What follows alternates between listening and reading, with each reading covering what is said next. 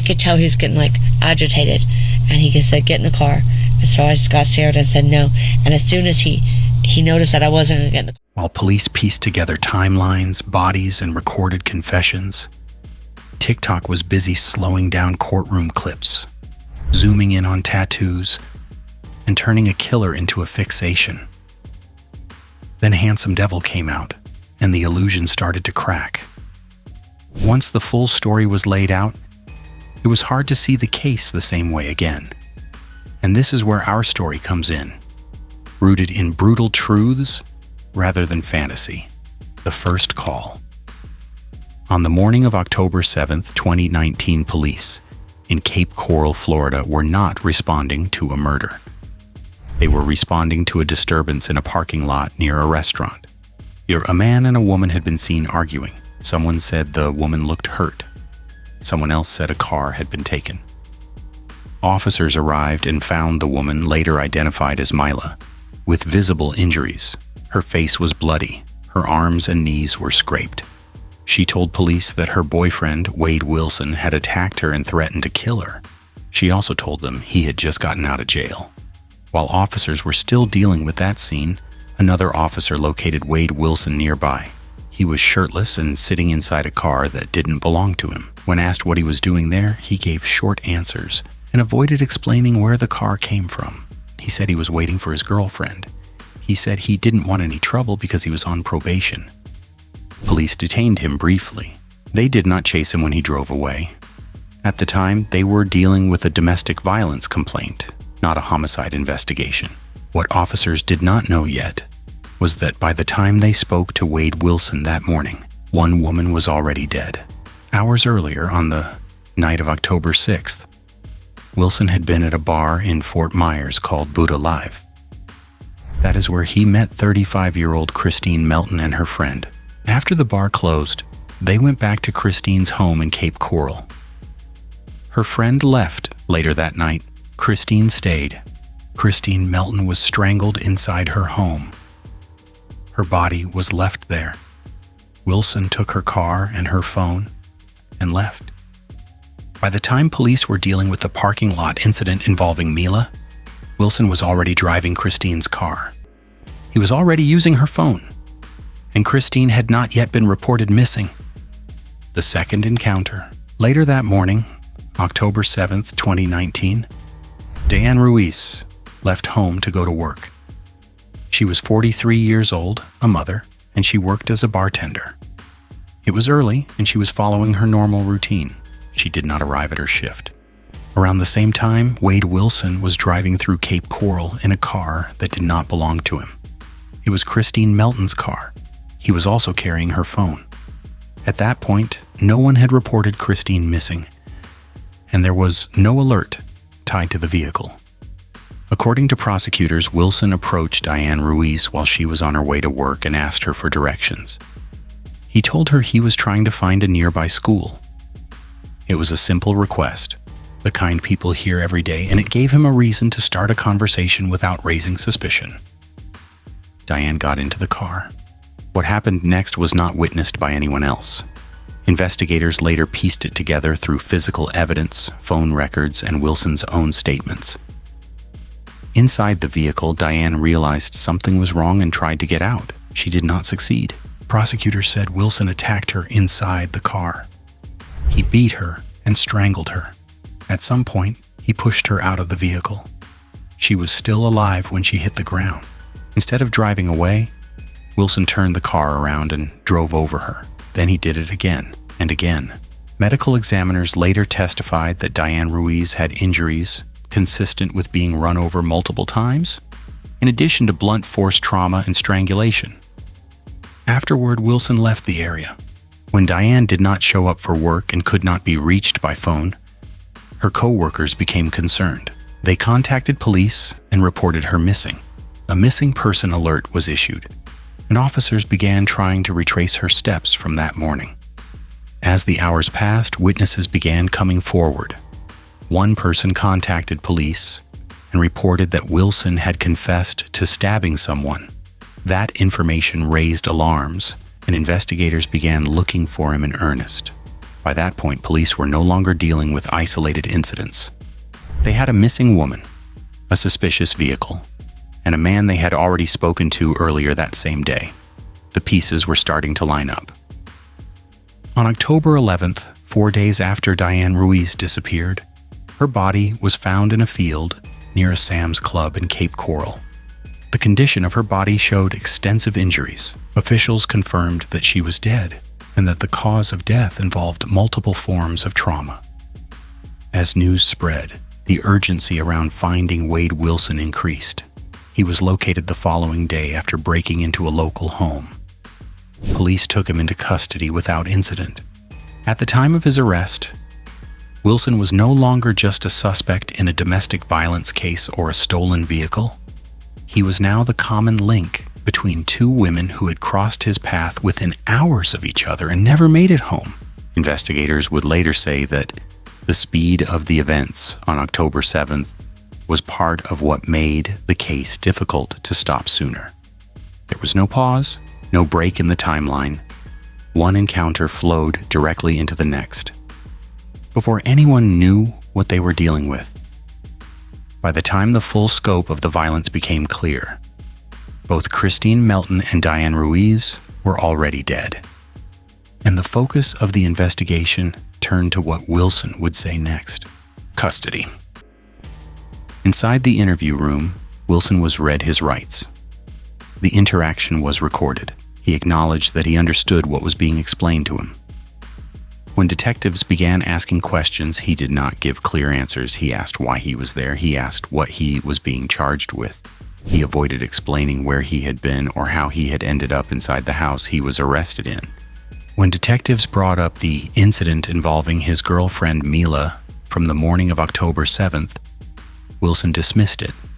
He said the officer who spoke to him earlier had been aggressive. He said he had been forced to leave. He did not acknowledge any serious wrongdoing during that exchange. At that time, police had not yet confronted him directly with the full scope of what they believed he had done. Diane Ruiz was still officially considered a missing person for part of the day. Investigators were still confirming timelines and waiting on forensic results. Wilson was being held, but the case was still tightening around him. That changed quickly. As evidence came in, detectives began linking phone records, vehicle movements, and witness accounts. Christine Melton's stolen car connected Wilson to multiple locations. Calls made from her phone placed him in contact with people after her death. The break-in that led to his arrest added another charge and kept him in custody while investigators worked. Once he was booked into jail, Wilson began making phone calls. Like all inmate calls, they were recorded. In those calls, he spoke to multiple people, including his biological father. Over time, the conversations became more direct. He talked about killing 2 women. He described what he had done. In one call, he told his father that he had run Diane Ruiz over repeatedly with a car. The details were graphic and specific. His father did not dismiss what he was hearing. He listened. He asked questions. He told Wilson that what he was describing was extreme and disturbing. He later contacted law enforcement and shared what his son had said, including details that matched what investigators were already finding. Wilson also spoke to his girlfriend, Mila, from jail. During those calls, he apologized to her for attacking her earlier that morning. He acknowledged that he had hurt her. At the same time, he tried to minimize what he had done, telling her that he had never intended to kill her. When Mila confronted him about the murders, asking why he showed no remorse, he deflected and shifted the conversation back to himself. As days passed, the recorded calls continued. Wilson talked freely. He did not sound confused about what had happened. He did not claim memory loss. He spoke as someone recounting events he remembered. In one interaction with investigators, Wilson attempted to bargain. When detectives were trying to locate Diane Ruiz's body, he offered to tell them where it was if they brought him food. He specifically asked for a cheeseburger. The request was documented. The body was later found without his help. By the time formal charges were filed, the case against him included 2 counts of first-degree murder, along with burglary, theft, and battery. The investigation phase was over. What remained were recorded statements, physical evidence, and the upcoming trial. Wilson was transferred to jail to await court proceedings. From that point forward, everything he said and did would be preserved, reviewed, and eventually played back in a courtroom. And while the legal process moved forward, another version of the case was beginning to form elsewhere.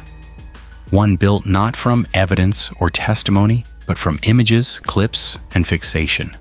That part came later. The trial. Wade Wilson's trial began in June 2024, nearly 5 years after the killings of Christine Melton and Diane Ruiz. By then, the investigation phase was long over. The case the jury would hear was built on physical evidence, timelines, recorded calls, and testimony from people who had interacted with Wilson before and after the murders. In the courtroom, Wilson looked different than he had when he was first arrested. His appearance had changed over the years. His hair was longer. His face was heavily tattooed, including a stitched smile that curved across his mouth. That version of him was the one most people now recognized, even though it did not reflect how he looked at the time of the crimes. Prosecutors began by laying out the timeline, starting with the night at Buddha Live and moving through the events of October 6th and 7th. Witnesses described seeing Wilson with Christine Melton at the bar, and later learning that her friend had left her alone with him at her home. Investigators testified about finding Christine's body inside her house and confirming that she had been strangled. The jury then heard about Diane Ruiz. Her co-workers testified about waiting for her to arrive at work and realizing something was wrong when she never showed up. Officers explained how she was reported missing and how her body was eventually found days later in a field. The medical examiner described the injuries that showed she had been beaten, strangled, and run over multiple times with a vehicle. The details were presented carefully and in order. There was no attempt to rush through them.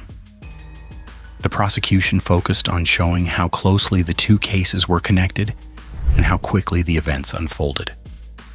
Phone records, vehicle information, and surveillance data were used to place Wilson at key locations throughout the day. Recorded jail calls were played for the jury. In those calls, Wilson could be heard describing the killings in his own words. Jurors listened as he told his father that he had run Diane Ruiz over repeatedly. They heard him talk about the murders without confusion or hesitation. The calls were not summarized. They were played as they were recorded. The defense did not dispute that Christine Melton and Diane Ruiz were dead. Instead, they focused on Wilson's background, his drug use, and his mental state. Forensic psychologists and psychiatrists testified about his history and behavior. The defense argued that he should not receive the death penalty. During the trial, family members of the victims took the stand. Christine Melton's loved ones described who she was, how she lived, and what her absence had done to their family.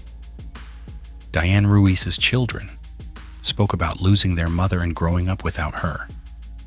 Their testimony was emotional, but it was also specific, grounded in daily life and loss.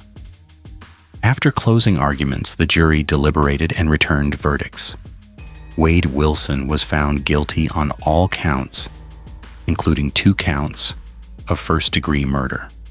The trial then moved into the penalty phase. Under Florida law, the jury did not need to be unanimous.